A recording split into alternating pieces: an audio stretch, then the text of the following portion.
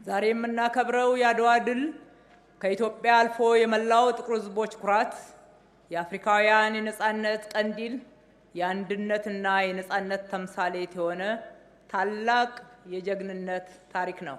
ዛሬም ከአኩሪ ታሪክ ወደ ብሩህ አድማስ በሚል መሪ ቃል ስናከብረው ካለፈው የጀግንነት ታሪክ ተምረን ለነገው የሀገራችን ብልጽግና ቃል በመግባት ነው።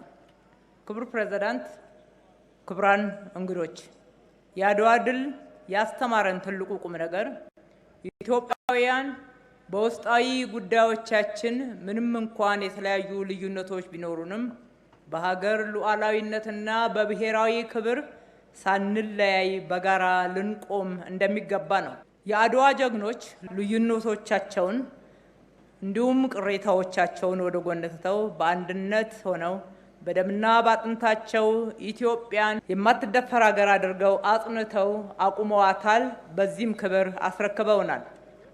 ዛሬም እኛ የዚህ ዘመን ትውልድ በተለይም ወጣቱ ይህንን የጀግንነት መንፈስ ተላብሶ ልዩነቱን በሰለጠነ መንገድ በውይይት እየፈታ ለብሔራዊ ጥቅምና ለሀገር ክብር በጋራ ዘብ የመቆም ታሪካዊ ኃላፊነት እንዳለበት ማስተዋል ይገባል። ዛሬ የሚጠበቅብን ከጦር ጀግንነት ባሻገር ወደ ልማት አርበኝነት እየተደረገ ባለው ጉዞ የኢትዮጵያን ብልጽግና ማረጋገጥ ነው።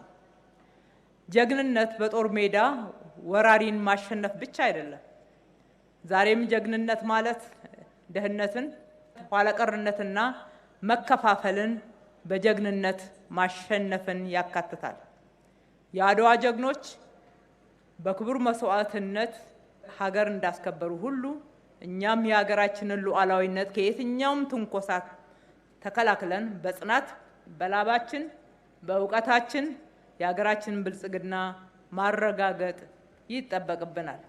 እንደ ታላቁ ህዳሴ ግድብ ያሉ ግዙፍ ፕሮጀክቶች የስንዴ አብዮት ከልመና ከተረጂነት ራሳችንን ወደ መቻል እስከ መላክ የአረንጓዴ አሻራ የመዲናችን አዲስ አበባ እንደ ስሟ ውብ አበባ የማድረግ የትራንስፎርሜሽን ስራዎች እና የተጀመሩ ሌሎች የልማት ስራዎች ጉዞ ሁሉ የአዲሱ ዘመን የአድዋ ድሎቻችን ናቸው። ለቀጣዩ ትውልድም ውርስ ናቸው። አድዋ ትልቅ የአርበኝነት ትምህርት ቤት ነው። ከዚህ ሕያው ትምህርት ቤት ተምረን በራሳችን ጥረት ለዓለም ተሞክሮ የሚሆኑ ተጨባጭ ስራዎችን መስራት እንችላለን። ክቡር ፕሬዝዳንት፣ ክቡራን የበዓሉ ታዳሚዎች፣ ጥሪ የተደረገላችሁ እንግዶች፣ በአንድነት ቆመን የኢትዮጵያን አይቀሬ ብልጽግና እውነት እናደርጋለን ስንል እንዲሁ አየር ላይ የምንናገረው ሳይሆን በርካታ የሚታዩ የሚጨበጡ የለውጥ ፍሬዎችን ይዘን ነው። ኢፍትሐዊነት የተዘጋብንን የባህር በራችንን በማስከፈት የቀድሞ አርበኞቻችንን ታሪክ ከመዘከር ባለፈ እኛም በዘመናችን ታላቅ ድርብርብ ታሪኮችን ሰርተን ለማለፍ በቁጭት እንነሳ። የአድዋ ድል ለዘላለም ሲታወስ ይኖራል።